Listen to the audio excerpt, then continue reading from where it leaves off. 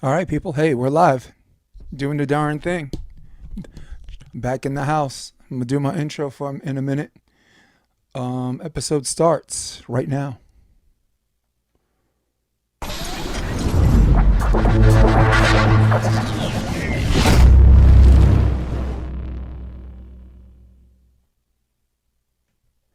Okay, that was a little bit loud. Sorry about that. All right, hooking up my thingy here. Perfect. Hey guys, starting on time. No, probably because I have no guest. A lot of my guests are on hippie time, so here I am, Jason DeBeas, and we are going to talk about the league. I do not have a special guest today. You guys, all of you guys are my guest. Anyone want to leave any comments? Please leave them in the comments section. And I'm going through some of the answers and the feedback I have about the league. And today we are going to discuss the pros and cons of the league. But before you do, guys, smash that like button. Helps me with the algorithm. And if you like what you see on some of these games and some of the podcasts, don't forget to click subscribe and share. So before we get into the mass appeal of opinions that have been in and out of this, I'd like to go through where I think I'm going to plant my feet. You know, I'm very good at calling balls and strikes, and sometimes I'm a prisoner of the moment with my emotions. So, but I'd like to just be up front and start with my pros and cons. All right, my three pros: city support. I like that they're in the infancy of this whole city thing, but if you can get cities to care about the sport, and if the city to care about home games, it has opportunities to franchise the teams and the players, right? And maybe even have like a draft next year, and that year, right? Like New York loves the Taylors, but New York also loves Troy Field, right? If New Orleans had a city representation, that's pretty obvious. It'd be Evan Corin for the females, it'd be TKN, and cheering for your home team, jersey sales, marketing and promotion, and the city, you know, picking up some of the money as far as franchising is concerned is a plus, right? So my second pro I like is it's cost efficient. It speaks for itself, right? I mean, you have less referees, you have less players for show money, so and you're putting that money somewhere else. But at the end of the day, you are saving money in regards to to the league, right? And as far as the tournaments are concerned, like, oh my God, to say goodbye to Manhattan Beach. No, Manhattan Beach is still there. Say goodbye to Denver. No, Denver's still there. Say goodbye to Virginia Beach. No, Virginia Beach is still there. Say goodbye to Pompano Beach. No, Pompano Beach was happening the same time the league was happening, which I think I would like the league to be headed. I think if, actually, I'll get to the cons later. The third thing I liked was the advertising. Like, guys, I have a big secret. I have cable. Right, I still have cable. All my friends are streaming. I might be the last man on earth spending these ridiculous amounts of money on cable. And yeah, and the cool thing was, like, on all of the big channels, big CW, big Fox, there was advertising for the league and some just great highlights and some, you know, and it really galvanized me, and it made me want to maybe want to go see the games. So yeah, I really like that, and I like that they did a better job as far as like getting feelers out there. Dave Shaw's on the show. Dave, you're on audio. Stay with me. I'm going through my pros and cons. I'm kind of like planting my feet, so stay with me. I got you, dude. All right, cool. Now for the cons, and where my criticism is always constructive and always fair. And if I were a hater, trust me, you would know. And then and actually, the guy who's on the wait list right now would know. He nicknamed me Hater J. So the first And con, also, just to be clear, yeah. it's cons. Cons is in a negative, not like cons is in awesomeness, like Carly Con. Oh yeah, well, Yeah, there you go. Yeah. dude, Just when wanna I say- saw I her, want to make that clear. when I saw her in Sours playing, I was like, yes, UConn. So here's my cons. I did my three pros already. You just came in on this. One of my cons is the sets are the 15. All right. And you pay money to watch these matches, right? And you're getting into the match, and then you blink, and then it's over. So I would like to see them go back to this just the regular format, 2 out of 3 sets, the third being the 15, and do it that way.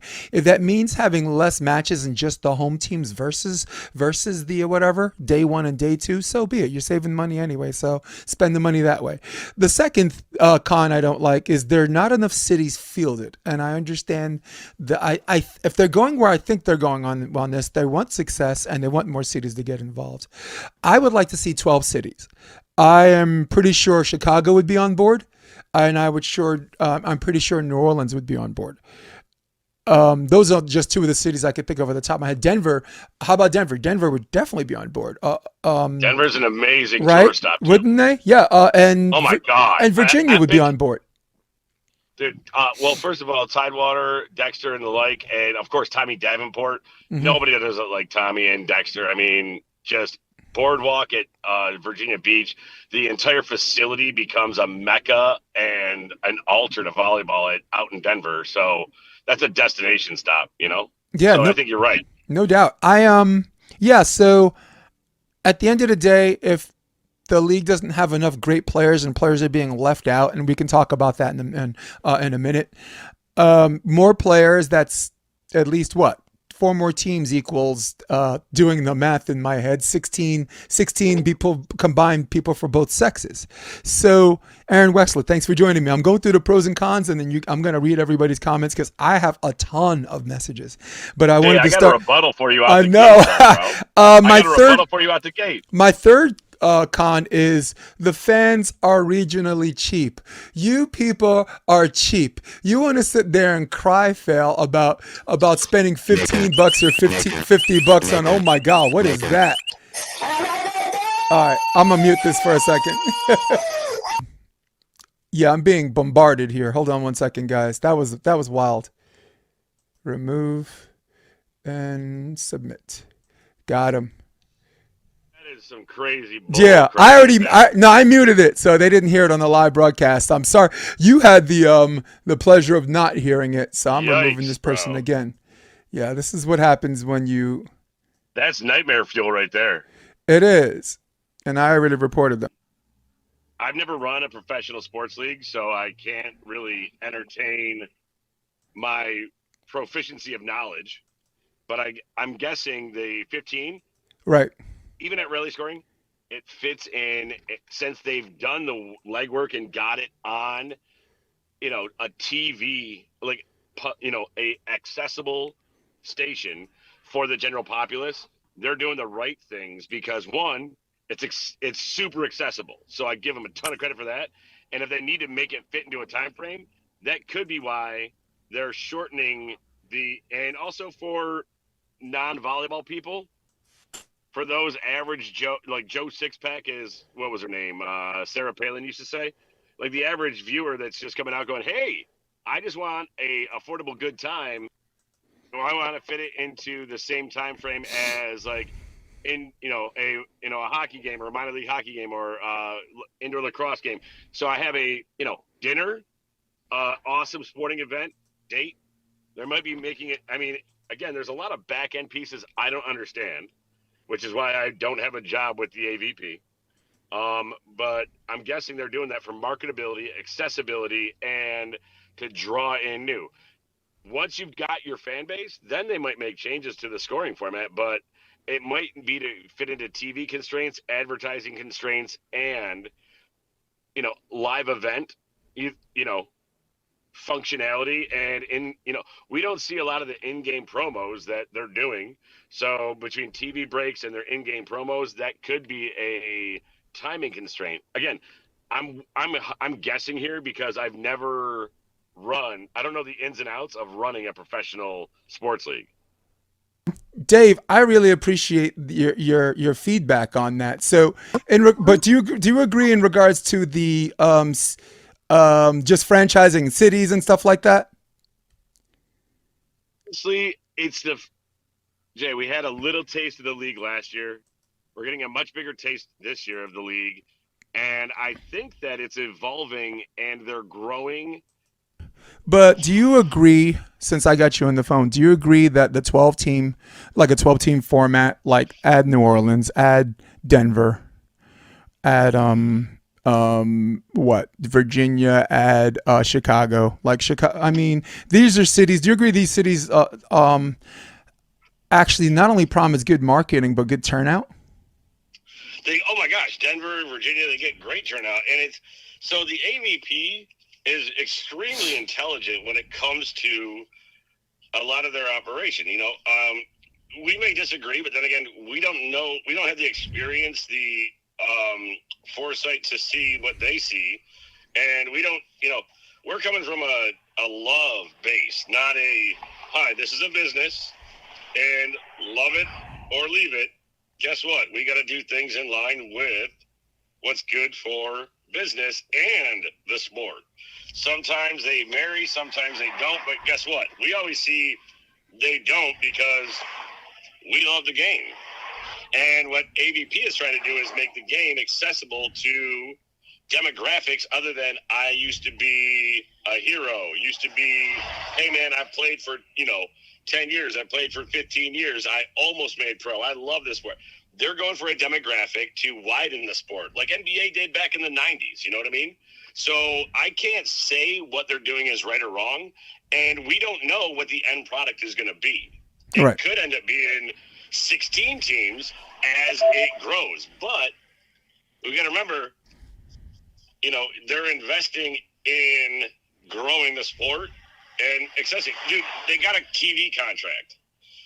This day and age, that ain't as easy as it sounds. Yeah, AVP is awesome. We all love it. But going to a major network and saying, hey, are you interested in broadcasting the AVP? They're competing with streaming. There's a lot of different factors we don't know about. So I can't. Again, I loved certain things and how certain things are run in different iterations of their marketing initiative over the last decade. Okay, I love different things. I didn't like other things. However, do I know what's the best for the sport? Absolutely not. And I had a great conversation with Kim Sherman, and she helped me. She kind of I had an aha moment, and I realized how little I knew that went into not just executing a pro tour, but growing a pro tour. Oh, we all have ideas and what we think is best. Practicality versus reality versus want and dreamscape. There is a huge spectrum that a lot of us that love the game never even consider. So I give Kim Sherman a lot of credit for, kind of going, hey, have you considered this or that? I'm going, oh my gosh, am I that ignorant? Kim, thank you. It was, I give a lot of credit to the leadership because there's been a couple of ownership changes over the last, 7 years. Right. The sport has continued to grow. It has not faltered. So as much as we can defame and think that we can do better, I gotta say, we can say our wants and our likes all the time, but it's like trying to debate who's the greatest of all time. Jordan, Kobe, LeBron. You're gonna get 19 different arguments, 19 different ways, and at the end of the day, I gotta, as much as I love, hate, or put it up to faith, I gotta trust in the leadership because they're growing. Dude, were we on a major TV network last year? No. So clearly they're making the right moves. Right. I think they are too. And I think, I mean, like last weekend was really, really weird in the sense that we, it kind of flopped. Okay, I'll put it like this, and you'll appreciate this. I'm not a All right. marketing guy, but I know that there's three major things that have to happen in a marketing, or like in a to have this thing launch. One, marketing promotion, right? People have to know the events are taking place. Two, Right. boots on the ground really helps get a voter turnout. Like I remember Kevin Barnett in Chicago was literally in like some kind of crazy suit, in Stealing Chicago, my just whatever. Yeah. stealing my brand. I Yeah, get it. yeah. You know what? Good artists create great artists steal. He definitely stole from you. Like when I was in New York City, I went to the Exceptional Seniors game because I'm a former high school coach there, and I got 50 people to turn out, just for the qualifier. So there's marketing and promotion, there's turnout, and then there is product delivery. So you get butts and seats. Everyone's watching you. You and when I said this, I'm like, you freaking better be good, dude. You better be good, right? And what happened last week was, in the beginning, they stumbled out the block, kind of going through the motions, and most of the weekend was good. But if you're watching a movie, Dave, and the first 10 minutes are not good, you'll know. I mean, most people. I don't know. People have the bandwidth, right, or whatever. But most people won't know if the rest of the movie's good, right? It's like watching Shawshank Redemption, and you leave the movie because you're so upset of it, and then you leave the movie before Andy escapes. Fair. So this Yeah. weekend, I'm just going to be a little brutal, but I'm going to be fair when I say that. Hey, Jim McNamee, I see you. When I want to be brutal, but I also want to be fair when I say that they stumbled out of the block on 2 out of the 3. The marketing and promotion was there, but the turnout wasn't there until the last night, because that's how beach volleyball does, right? The last night looks like the day that saves volleyball until the next day, right? So marketing was good. I give a plus. Turnout, I give a minus, and product and delivery, in a very rare occasion. In a very rare occasion, I don't think the players delivered in the beginning and somewhere in the middle of it.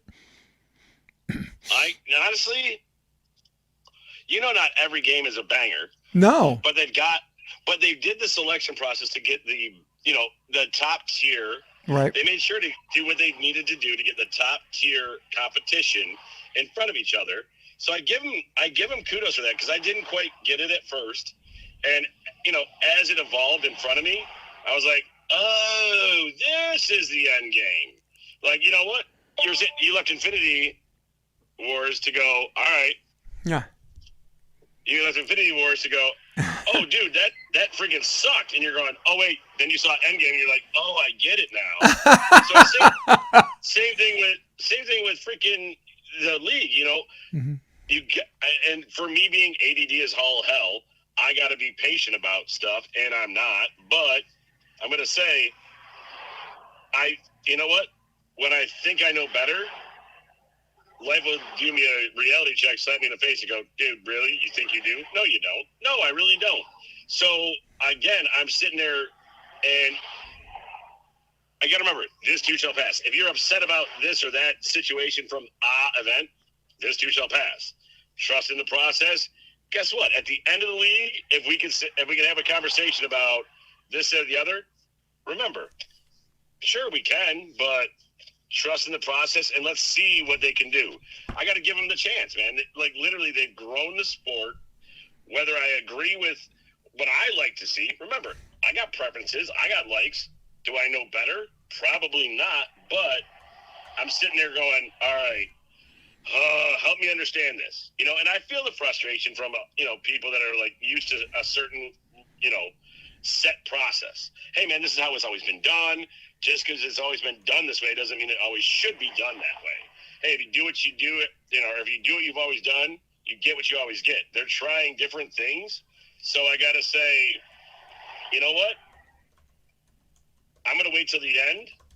I'm going to try to hold my tongue and, bite down. Not every game is going to be a banger. You've never had an off day at work. I know I have.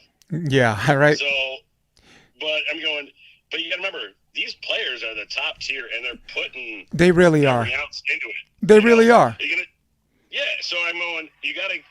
I'm not going to sit there and defame. Oh my God, that wasn't as close as I hoped it would be. It didn't go to extra innings, and it didn't. You know what? We didn't go to game 3 and have it be, instead of 15 or 15-13. It wasn't. I'm pissed off because it wasn't 27-25. No, they've got the best officials. And they're doing everything they can to pump up the crowd. I mean, Mark Sherman's in the crowd, and all credit to Mark Sherman.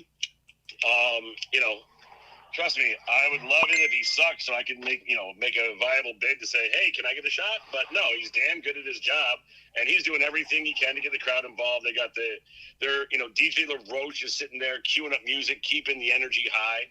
So they're doing the in-crowd stuff that we don't get. We don't see as much of it during TV breaks and the like. So you got to, I give credit where credit's due, and in the back end that we don't get the fortune of seeing because I have not invested myself to go to a game. I've not gone to a league game, and I should. And I can't wax intellectual about what they need to change until I've experienced it in the stands.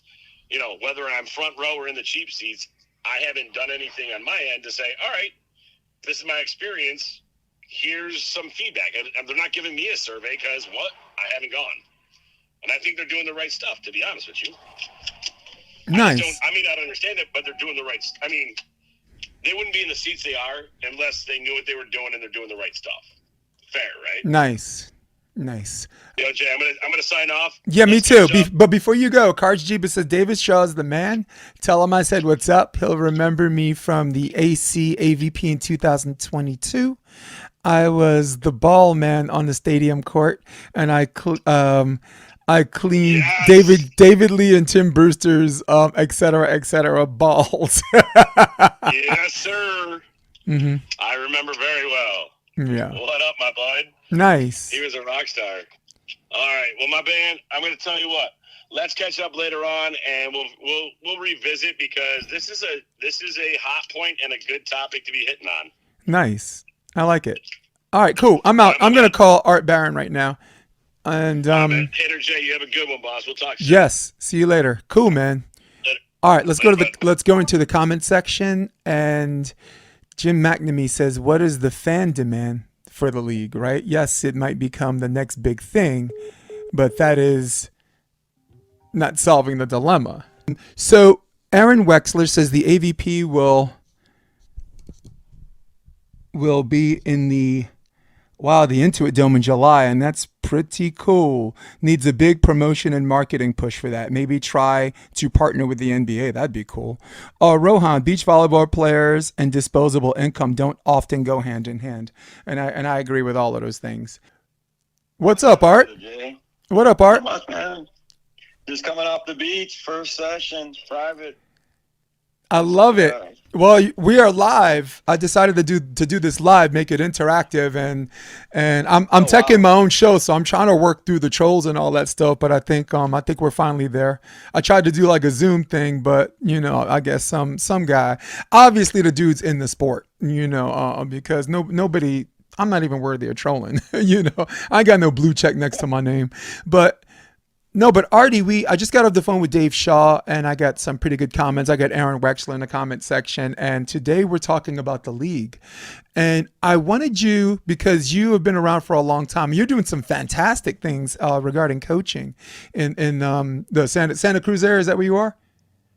Yes, Santa Cruz area, NorCal. I have players that come from over the hill just to get that real beach experience. But yeah I've just been really enjoying. Jim McNamee says, "Tell Artie the commish says hi." Hello. We love our commish. Yes. Such a passionate fan and supporter of all players in the North Bay. So we love our commish for supporting the players at every AVP event. The guy is he's like a matzah for us up in the Bay. So shout out to the commish. Nice.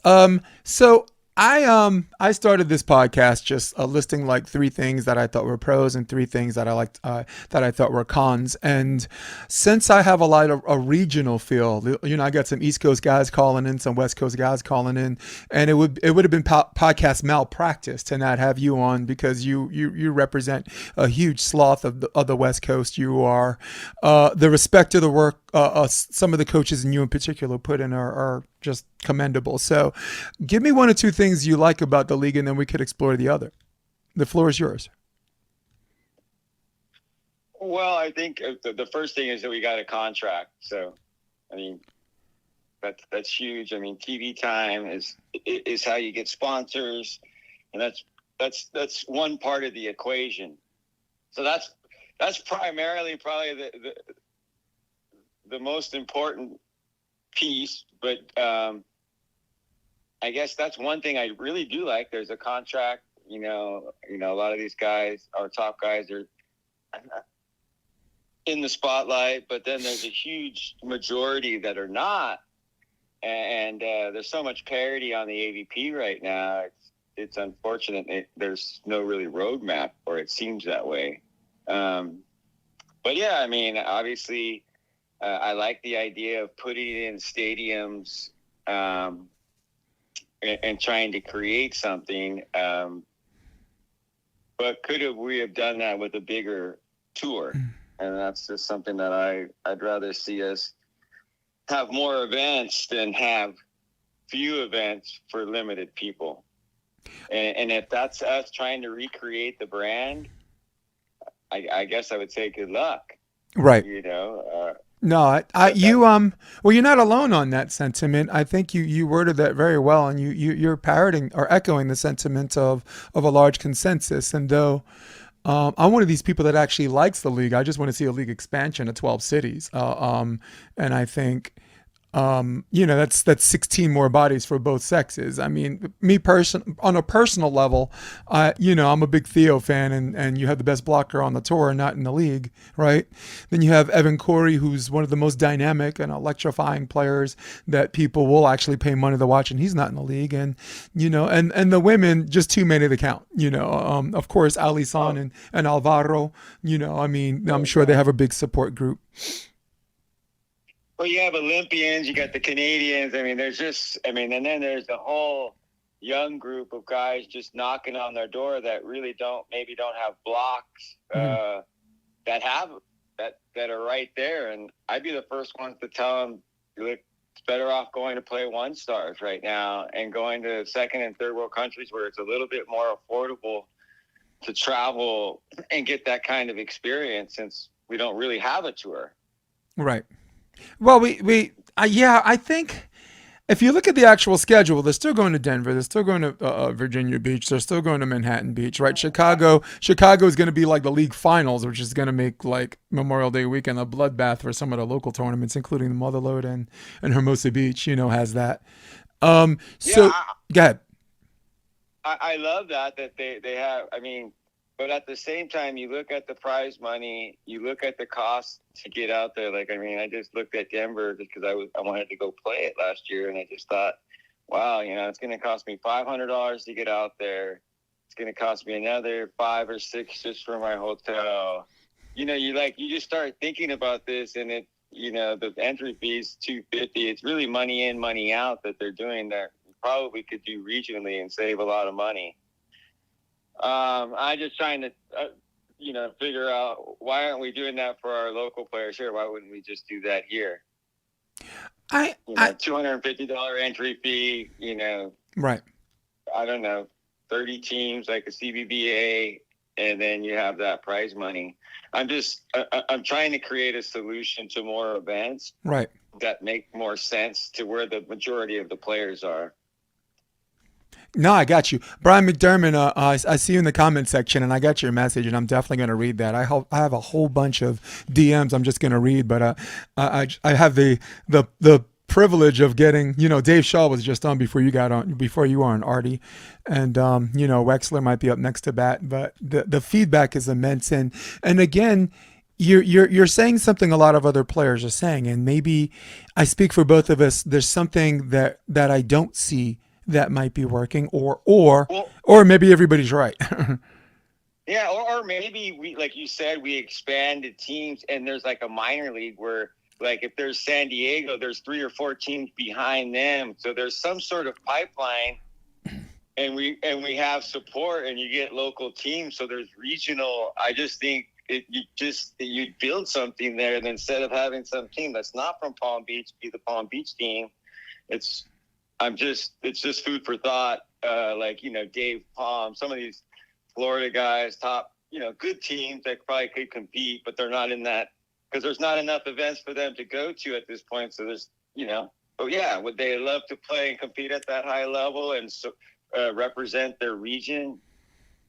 Yes, or be the fill. Right. You know, I'm just trying to think of how to create more with what you have, but just including more, and kind of like that Pompano thing where they had an event prior to that, you know. Right. Actually, at the same time, it was happening at the same time. Yeah, Yeah. and they had a junior, and I like that where they're, you know, of course that makes sense. So they, you know, they're having events that they'll have their fan base there, so they can pack the stand. Hopefully, that's the idea.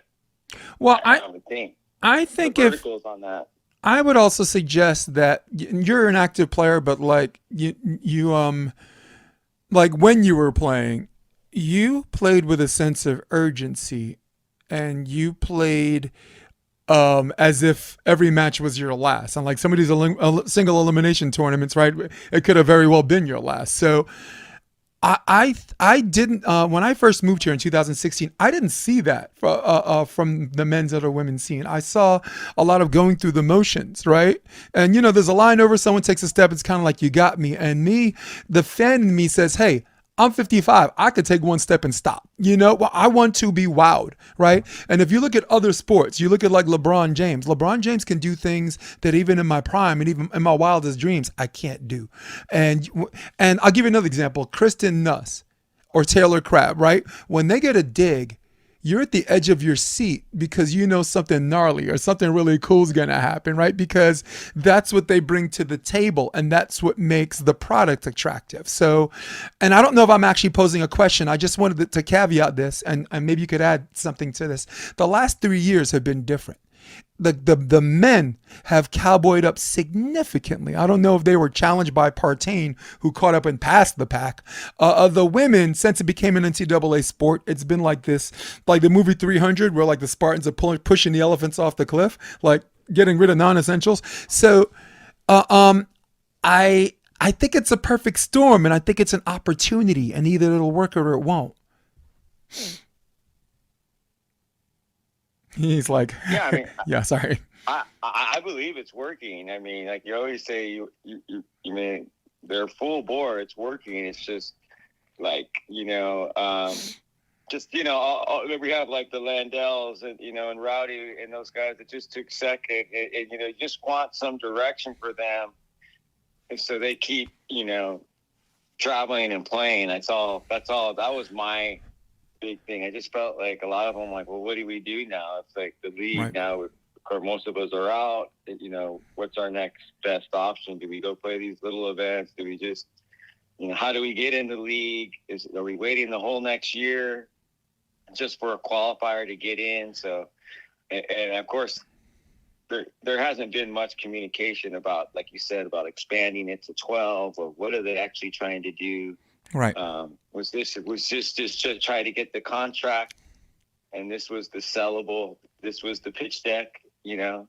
Right. So, you know, I don't know. I wasn't there. I know I talked to Jason Odell, who was a good friend of mine, and I know he ran the thing, and we talked about it before he bought it and after he bought it. So I know the financials and the sponsors based situation that they're in, and how they had to change it in some way, you know, so it could be a profitable. No, I totally get that. And I like that you mentioned Rowdy Lennon. What a big level up moment for him this weekend, huh? We were just talking. I mean, they've been training here all week.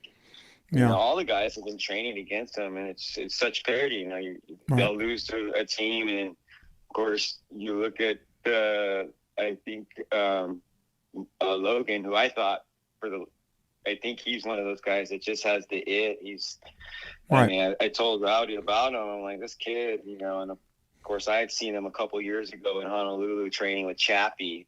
And I mean, he just lefty, kind of like a taller Partain that jumped higher and was more gifted. So I was just like, this kid has a future if he can get to the mainland and play against high level players.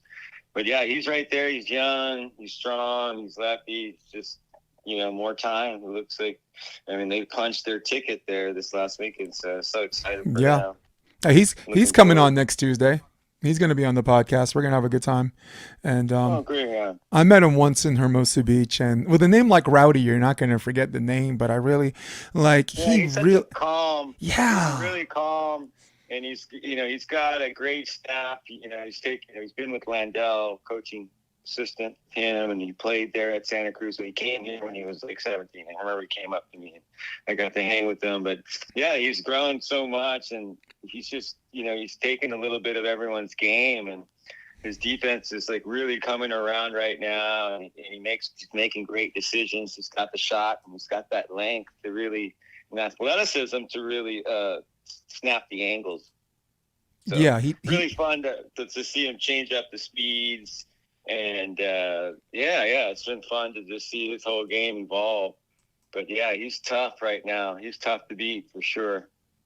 I would also suggest that the league and making it smaller has convinced people or to cowboy up a little bit, right? Like, look, Artie, for me, if you're on Instagram all winter just doing videos of yourself working out, you're probably not working out, And the last 3 years, I've seen a leveling up on people keeping their physical promises, enlisting coaches who are fit for them to conquer the muscles between their ears, right? Because again, Miles Partain, there's a half a dozen people that jump higher than him, more people that hit harder than him, right? And more people who are athletic than him, but there he is and there they are. So there has to be this dynamic that challenges people to say, hey, is this what you want? You got to invest in it, like every other sport. Yeah, I mean, everyone has a different roadmap, It's like I see different, it's like, we have a couple local players going to France to play, and one girl won the French national championships last year, and she plays at Cal. But to go to Europe, there's, like I said, I'm going back to these one stars, and you see these young college girls that are playing college, and they're just on their summer, they're having fun. They're going to Europe and playing all these different tournaments, and I think that's a great route too, especially when, like I said, it's not like there's a big tour here. No. So it's not like you're come back and play Manhattan, all the big ones. I mean, right. You gotta win anyways. But my thing has always been about experience. Have a great time. Have a good experience. You always keep the fan. Anytime you have a good time, it's a great event. And so that was a big thing back in the day. We talked about it. Like, look what the festivals are doing. Look at what music has done. They've gone to festivals. Why? Because the people buying this stuff, they like that. They want this huge. So that's why you see like what events are successful, or like Seaside, the ones that have culture and it's like a festival. I'm going to a festival. So it's like going back to the regional tournaments that we had. I was telling someone that the other day. I'm like, hey, maybe it's not about the AVP anymore. But maybe it's about throwing a really good regional event. Right. But don't those regional tournaments exist anyway? Don't they continue to exist anyway? It's kind of like doing what Pal Louis is doing right now. Let's just take one person from each region and say, hey, let's put the volleyball community together and let's say with 3 or 4 states, whatever we call a region, and let's try to get some sponsors and put one really good tournament on. Right. We and then that was my kind of, and of course you could do music. There's all these great things you could do. Absolutely. I always think Santa Cruz should have we have world-class music, world-class surfing, world-class golf, world-class mountain biking, all those things that people want to do. But that's what I'm saying. Something like that where you want to go there, and it's like, and then I always think of like the dyno. It's like one of those things I want to go to because there's no money in it, but it's just like all the friendships. It's warm. It's nice. You can play golf. All these things. Like a dream. It's like the Corona commercial of volleyball tournaments. It really is. And Martinez won. Marina Martinez won again. Oh yeah, let's not get started with that. All right, there's something I don't know. I'll just leave alone then. I'll beat them 11-9, but they actually officially beat me 11-9. I didn't know that. No, I wasn't trying to backdoor nothing. I'm totally ignorant. Go to the film. Well, I like what you're saying, but here's my assertion is that these regional tournaments are going to exist regardless if the AVP has a league or not. I don't think the AVP having a league is going to diminish these tournaments. I think Mark Poeli did a really good job in Hermosa Beach last year, but we got to but Hermosa Beach really was just for Hermosa Beach. Like you didn't have people travel and buy tickets for that. That was this one's for the homies tournament, and everybody came through. Of course, Florida did, Wedbush and this and that, and Ringiri always looks for a reason to travel to the United States. And that turned out to be a lot of fun. And big up to him for all of the hard work, which by the way he's going to do again. He's going to do it again this year. And good for him. I mean, all I'm saying is that we when we see when we think of AVP Tour, and I look at the events, I'm kind of just thinking, okay, we're at events. Okay, we got the that Florida one that we just had, Pompano. We got Denver. Right. It's just so spread though. But I think the league is just to get eyes on it. Regional tournaments don't attract. Those are not transcendent tournaments. There's no transcendency in those tournaments. Transcendency means that people who don't know the sport or don't watch the sport know who your name is, right? And the last transcendent athlete we had here was Kerry Walsh and Misty May. And Phil, they referred to as the bald guy, right? Like if I don't watch wrestling, I'm still gonna know who Hulk Hogan is. Like if I don't watch mixed martial arts, I'm still gonna know who Conor McGregor is or Ronda Rousey is. So that Huntington event is that an AVP event or was that really a qualifier? There was a qualifier and a heritage event, and I thought that was a huge mistake. I thought that was a huge mistake in the AVP's part because you have single elim. Yeah, I do like single elimination. I just want more teams. I want 32 teams single elim. That's what I'd like. But what I wanted what I wanted for Huntington, I wanted the qualifier to be. Sorry, someone's trying to call me. I wanted the qualifier to be 3 Huntington tournaments and a heritage series separate. You know what I mean? Because I didn't. 3 tournaments that are for the players, and right to qualify. Exactly, because you have people who are already in the league in the heritage series. So imagine you or me are playing, and the only way for us to qualify is we have to beat Chase and Bud. I mean, Miles Evans and Bud, right? Who are already not only already in the league, but we're in the Olympics, right? So that single elimination dynamic doesn't work for that. Yeah, but is that like Wyatt in the league right now? And he played with Saragossa in Pompano because he's like, well, I'm in the league already, and there's this tournament, and there's no tournament, so of course, you're trying to play every weekend, and it's a financial thing. I'd say, go play, try to make a couple thousand since you're and compete for the weekend. But is that a disservice to all the guys trying to get points? Right. Or is that totally separate? The points for the league and the points for the AVP. I wish I knew how points work because I watch players finish first and second in all these regional tournaments, and then like Phil will show up and he already has like 4,000 points and didn't play in any of these tournaments. So I'm just like, how the hell do these guys play and win all of these tournaments? And like how I can't count. I can't count. I suck at math. That's why I was a theater major, because I don't know how the math works out in that one. But I'll give you another example at transcendency. I think Kristen Nuss and Taryn Cloth had an opportunity at that, right? They decided not to move out here. They decided to rewrite the script, train in New Orleans. They have the financial means. They have terrific coaching and Drew Hamilton. Why would you be out here? There's no events. Right. There's a couple events, and then you just go to Europe, and it's cheaper to live out there. Cost of the bill. Jen and Phil moved out there, smartest thing ever. Right. And you're going to all those international events. It got so expensive to live here over the years. It just made sense. That also stinks, by the way. I agree.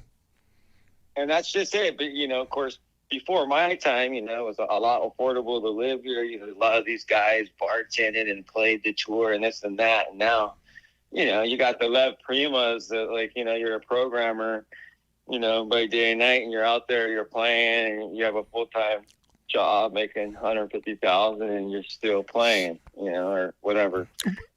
He's also the king of Hermosa, man. Like all of the Norsecas that he played in Hermosa, he's like finished first, second, or third. He just doesn't do well on the tour, I'm happy for him too. He just did so many different partners. It's just so hard, and it's hard to it's hard to win. I think there's so much parity. It really is hard to win when you're switching up. But of course, I was texted those two guys this weekend, Landell and him. I'm like, happy for the honeymoon, the research, because they got back together for a second. They did. But, Prima and Landell, so right? You're hoping that there was some chemistry, they kind of, but it was just cool. Rowdy in that group, all our Santa Cruz guys, Rowdy had to beat Wyatt, and then he beat Cash. And then, so. Cash is another guy that's playing very well right now. Yeah, Cash is a beast. Yeah. Cash is a beast. So I'm just happy for all those guys. Guys all grew up here through the pandemic. I've seen them all grow up through their teens, and Zephyr, Wyatt, Cash, that whole crew. So cool to, happy for their dads and moms just to see them just flourish. Nice. Yeah, me too. Art, I really appreciate you taking the time. Sorry, Better Communities asked who's on the call. This is Art Barron. This is our guy from God, I forgot what region. Santa Cruz. I keep saying Santa Cruz. Santa Cruz. Right. We call it Monterey Bay. The Monterey Bay. Nice. Pebble Beach. Yep. Good things are happening up here. First time before you go. First time I met Art, I was coaching someone and we had a little argument about hands. And when we switched, because we were still exchanging words, I said, I can't wait to see this guy chuck one so I can let the refs have it. And your hands were so beautiful. In fact, you took an out of system ball and you ran to like the 30-foot line and you jumped and put both hands up and just flung something like, I thought Ty Trambly was here in spirit, man. I was like, okay.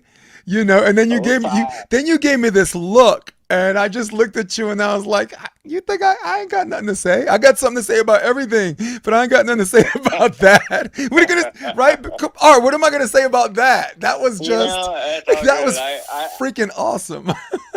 I like a little chit chat, and some players don't. But for me, I grew up playing hoops and basketball, and that's all you got. You grew up in the city, and there was a lot of talk. In basketball, those guys they're beating your ear up and trying to get you mentally. And so it's just one of the things that has been a fun part of my game. I really enjoy the chit chat. Some people don't, but of course, you want to keep it fun. But I enjoy the chit chat. Yeah. I'll buy you a beer or beverage afterwards, and let's have some fun. But that's kind of the old school where I kind of I got to play against cards back in the day, and a lot of these guys that had these styles, they're fired up. I mean, I didn't even want to say hi to them. But yeah, it's just one of those things like you were talking about earlier with the urgency, and I think people had maybe there was just a little bit more machismo and just this sense of being a really mean athlete. But yeah, it was fun watching cards in the tent. Yeah. How intense he was. And Brian Lewis was another guy. Brian Lewis is another dynamic. For another guy, for a guy so small, he just brought so much energy at that little jump serve that just put you on point. But yeah, super fun. A lot of great memories with a lot of wonderful human beings. So grateful for this little ball that creates. You're right. Happiness but chopping it up usually only works with like-minded individuals, right? Like let's say I'm playing fours, right? If I talk crap against the net, is my team going to get ace the next play? Or are they going to have my back, right? So you really, it is about who's with you. Like, in New York, we would play fours that nobody knows or cares about. And it was all Dominican guys. And there was chatting every single play.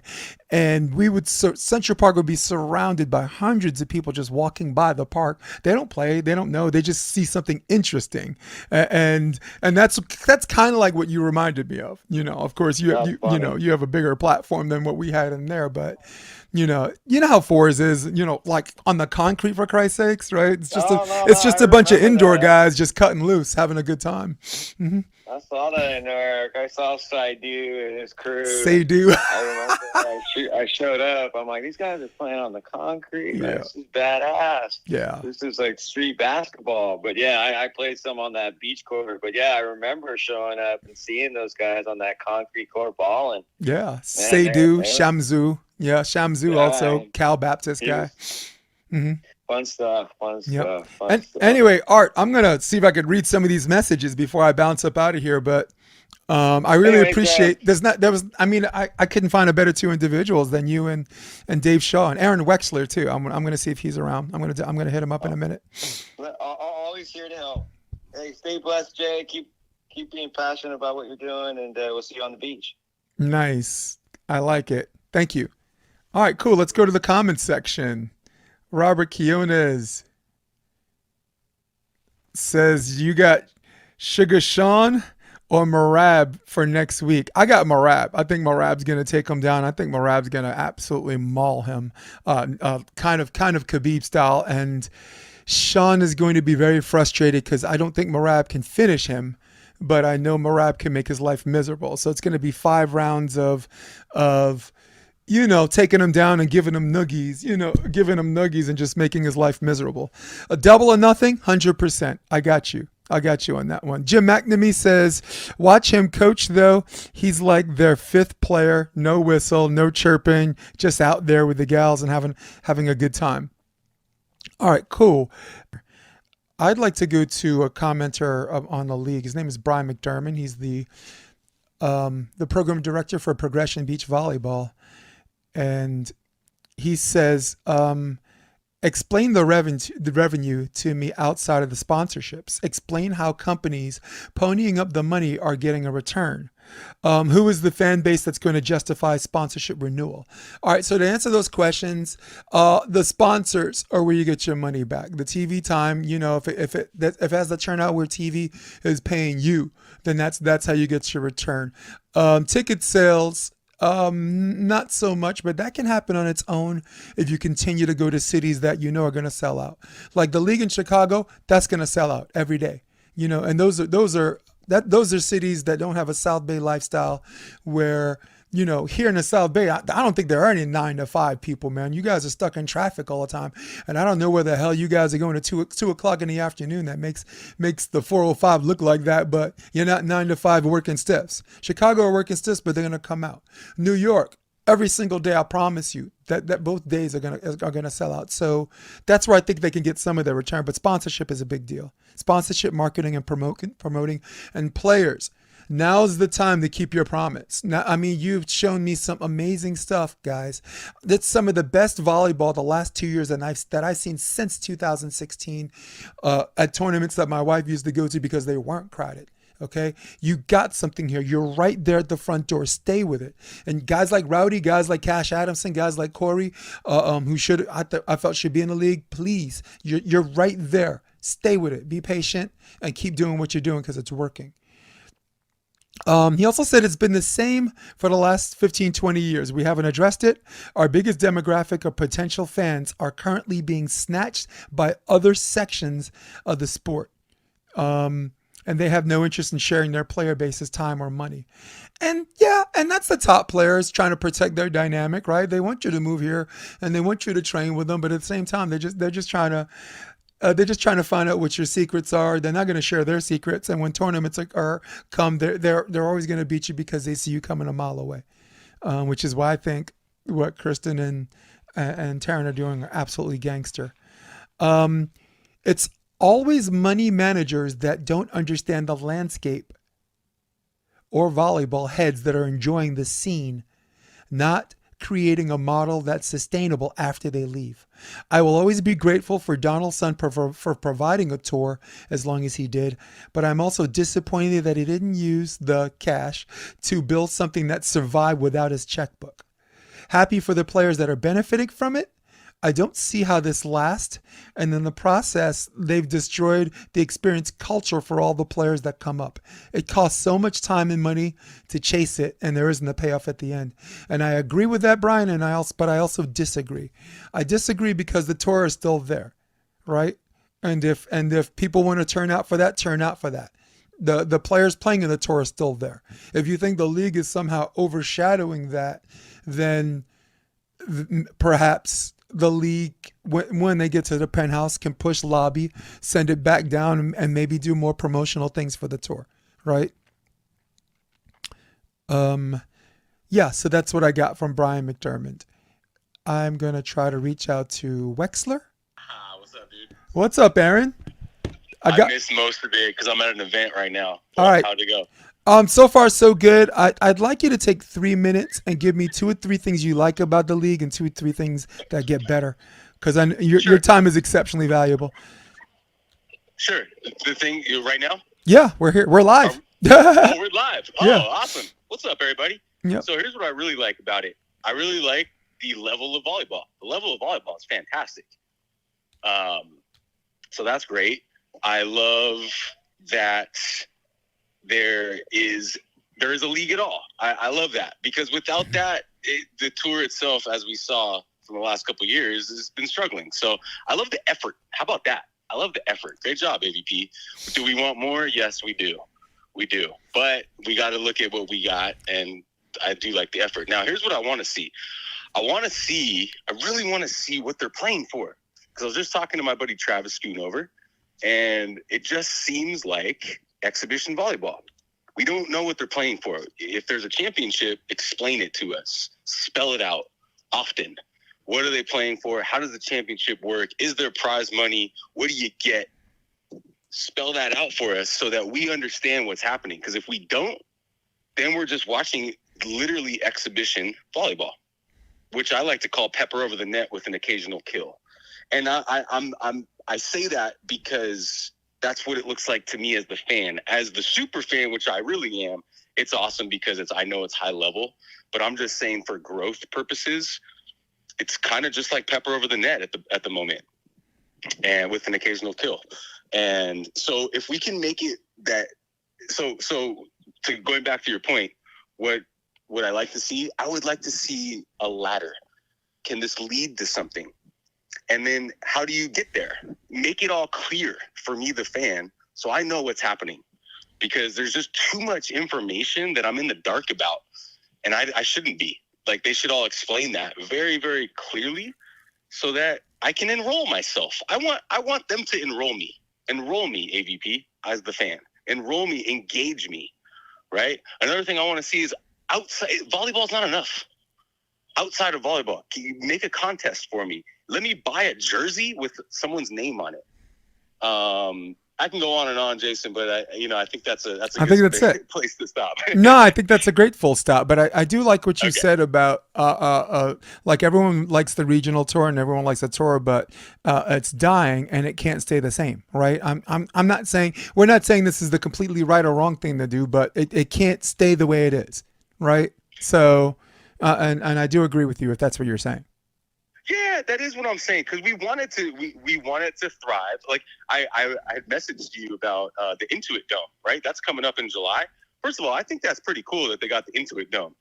You know? Yeah, dude. That is cool. Are you going? Cool. I'm going. Well, yeah, depends I would like to go. Depends on when. If it's in June, I probably can't, because I'm gonna be in Honolulu.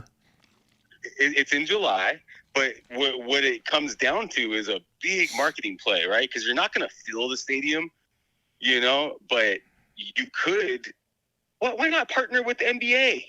Hit them up. Say, hey, can we tap into your audience and just let them know about this? Or how about tap into all the volleyball clubs around here, indoor and beach, and partner with them and say, we're going to give you guys discounted tickets or free, and just come and be a part of this, And so that's what they need to do, specifically for the Intuit Dome, to blow that up right here in Los Angeles. Well, one of my commenters before you go said the Intuit Dome will only look cool if it doesn't look empty. Right. No, exactly. But they have such a cool opportunity right now, right? To contact my club. Right? Contact us and say, hey, look, we got this event. We'd love for your players to come out. Here's some incentive. Create a little incentive for us, because the volleyball's not enough. I'm going to go back to that. I'm going to stress that. The volleyball is fantastic, but it's not enough.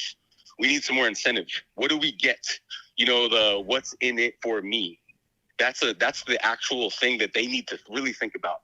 AVP, I really hope you guys listen, because you're hearing this from someone passionate about you. Like, 100%. I really want you guys to win. Like, I'm not criticizing you, but I'm saying your volleyball is not enough. It's amazing. It's world class, but it's still not enough. No. You gotta do some more stuff. You gotta do a contest. You gotta do a spin wheel. You gotta do something engaging where it makes me, the fan, feel like I'm a part of it, feel like I want to be more a part of it, feel like I want to come to more events, feel like I want to tell my friends about it, feel like I want to go and write a comment about something on it, on your Instagram. Like, those are the thought processes that I want them to have. Yeah. Because the volleyball's fine. Yes. It's really good. It's get after it volleyball right now. It really is. But that said, caveat, what are you playing for? Make it clear. Winning, like playing to win is not enough either. What do you win? Do you win a trophy? Do you win a cruise? Do you win $1 million? Do you get to win a grand slam in tennis? That's cool, because if you make it really special, then it really engages me. Like, I love watching tennis, and I know that those grand slams, those are very, very special. And I know that Djokovic has 24, and we're all wanting to see if he can get 25. That's engaging. Yep. So winning something, and that's single elimination, by the way. Single elim, and that's totally fine. And I know it's a different sport and all that, but if we are talking about engagement, you know, you got to engage the fan, AVP. Because like and I'm gonna say one more thing. The last names on the jerseys, I still don't understand why that's not up in the forefront. Like, that should be. Put those last names on those jerseys, right, to make it personal, right? Make it personal, because and on top of that, now that I'm talking about it, put their names next to the team, because Dallas Dream, I don't know what that is still, but I do know the players' names, and even if I didn't know the players' names, I would like to know the players' names. No doubt. Well said, my man. Well said. Yeah. I leave you to your venture, but I feel like, you know, it's been a fun 2 weeks chilling with you, my man. Hey man, we'll keep it going. We all want the AVP. I think we all want the AVP to do well. So appreciate what you're doing, man. And what's up, audience? Much love, everybody. All right, peace out. Peace. Nice.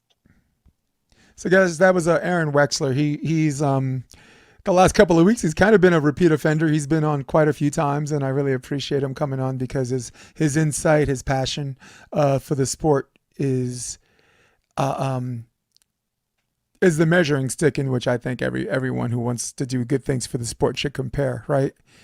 Yeah, I love his podcast. It's called Within the Game. So, yeah, I enjoy talking to Aaron, and he's been a repeat offender on my podcast, the Option Podcast, and it would have been, again, podcast malpractice to not have him on the show. Derek, what's up, man? What's up? Hey guys, I got Derek Zimmerman. We are live, Derek, on the Option Podcast, and didn't mean to light you up. you kind of did. You caught me right in the middle of working, but that's all right. What's going on, sir? Whew, thank God. I thought you were doing something busy. We were just having a live chat about the league and like some of the things we like and some of the things we want to get better. You are a former player. You are a main draw attraction. Guys, this is Derek Zimmerman, by the way. Main draw attraction and one of the more colorful, dynamic players. I just had Art Barron on, by the way. So, Artie the Party. So I figured I'd have all my dynamic guys on at this, one right after the other. So, have you been watching the league? And I'm calling the right person because I'm going to get nothing but honesty and real sauce from you. 1, have you been watching the league? And 2, what's one of the things you like about it? And 3, give me maybe 1 or 2 things you'd like to see get better, assuming you even want the league to exist. I haven't watched any of the league, to be honest with you. I've seen clips and whatnot, who wins, that kind of stuff. Watching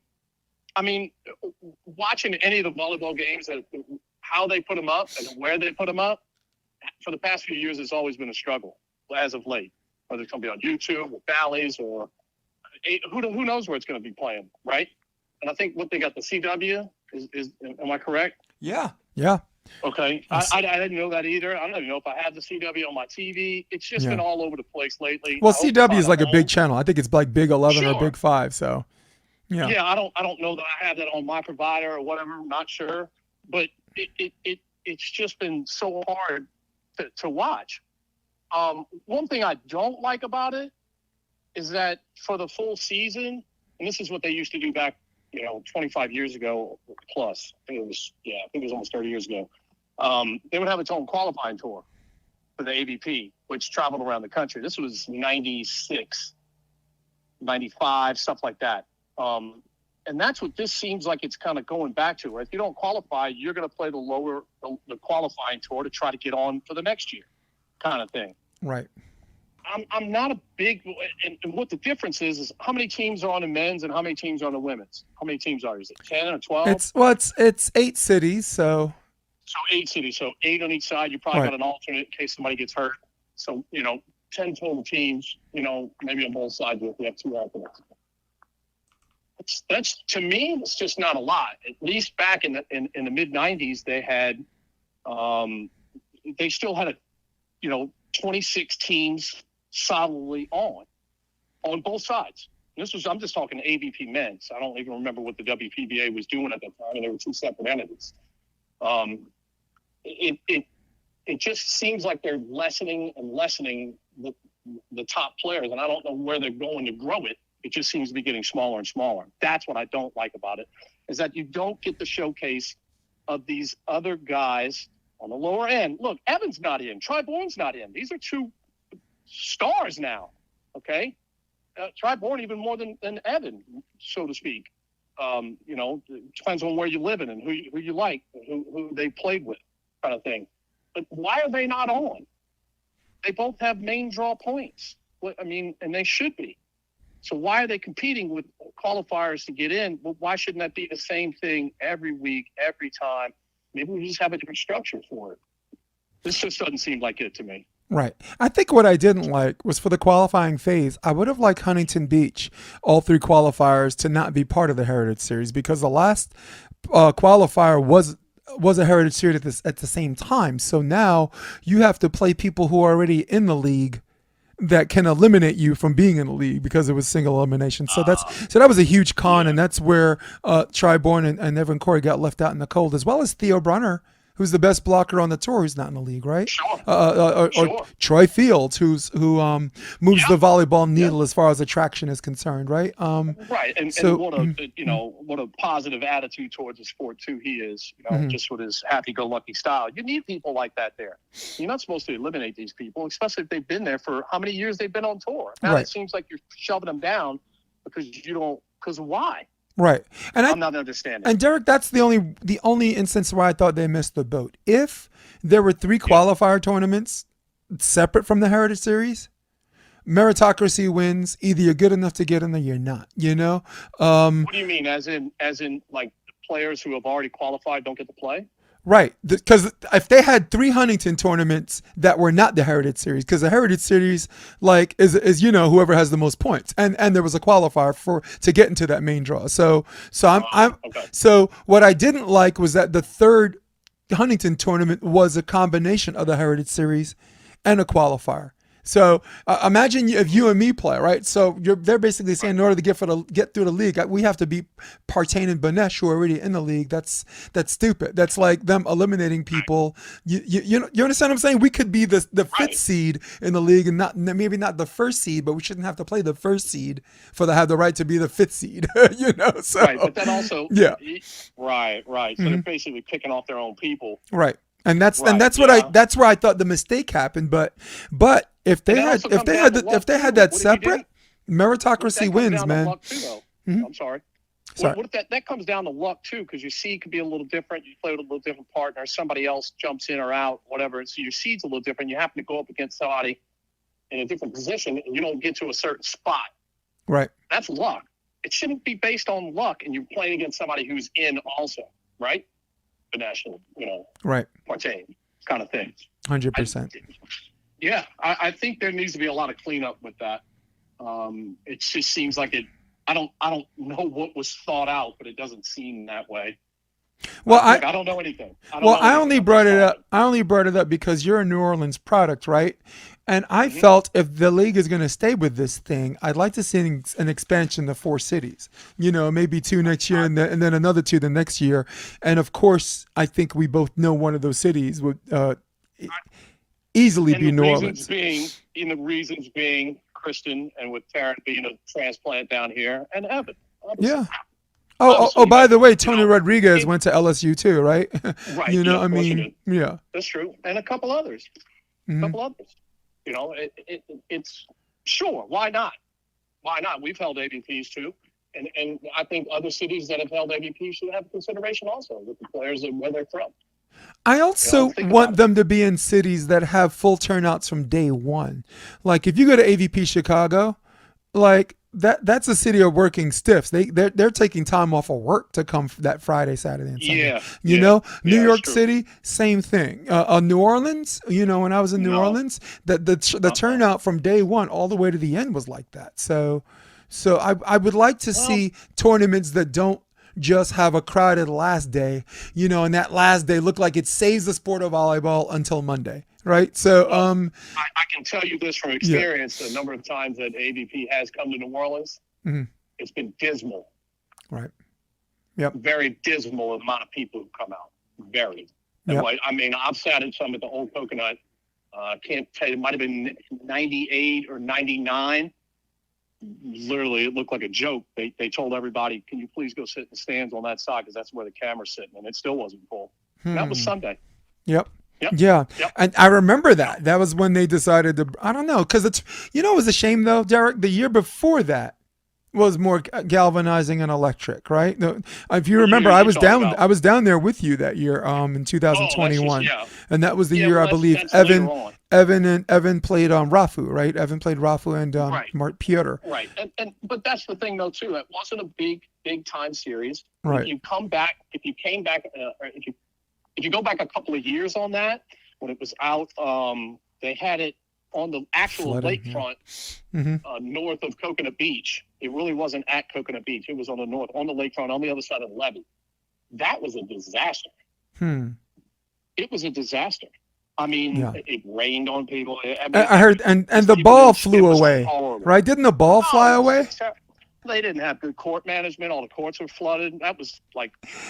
I saw a video of the ball, like the big volleyball that they have. The big volleyball that the AVP has, like levitated and disappeared into the court. Yes, that's happened a few times on tour. That looked like something out of a Twister movie, and I'm not like bad mouthing the AVP on that. I just thought it was one of the funniest or one of the most surreal things I've ever seen, in the sport. And I haven't been around the sport as long as you have. I'm more of an indoor guy, but that was great. Hey, Rose Geis said, so disappointing in the AVP single elimination.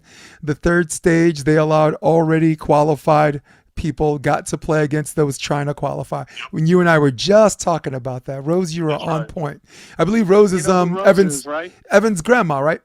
That's right. That's correct. Yeah, that's correct. She's also my number one fan, dude. I am also humbled.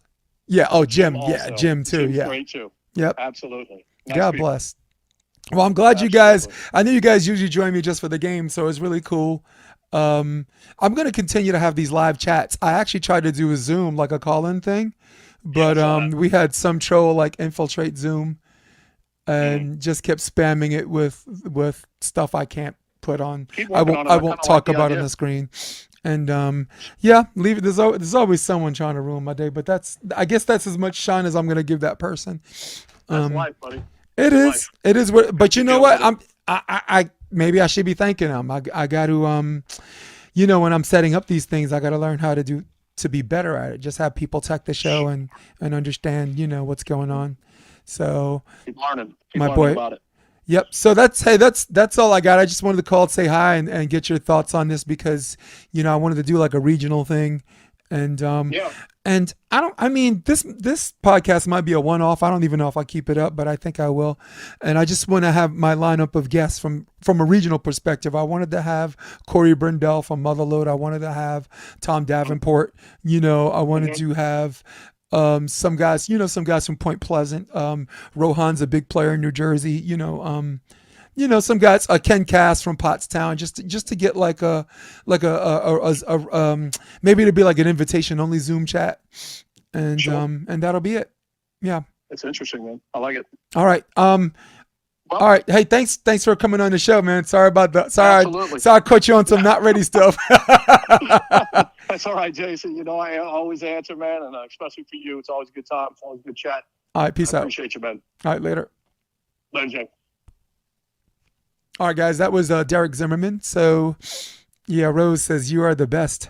Anyone missing your podcast is losing. Yeah, and you know what, Rose? In their defense, they're not always wrong. I mean, I'm on 230 something episodes, 241, and all the mistakes I made just to make this what it is, like the path, doing the right thing, doing the wrong thing, just saying the right things, saying the wrong things that lead to what it is right now. I'm eternally grateful for the people that stuck with me, and eternally grateful for the growing audience. I respect and love you guys. All right, guys, that's all I got. I'm wrapping up. Beto, thanks for commenting always. We'll get together. I'll message you on the Double or Nothing for the UFC. I think a couple of weekends from now. And Zimmerman, AWEX, Artie, Barron, for all of you at home, I really appreciate you coming through on this. I'm Jason DeBias, no music. I'm out.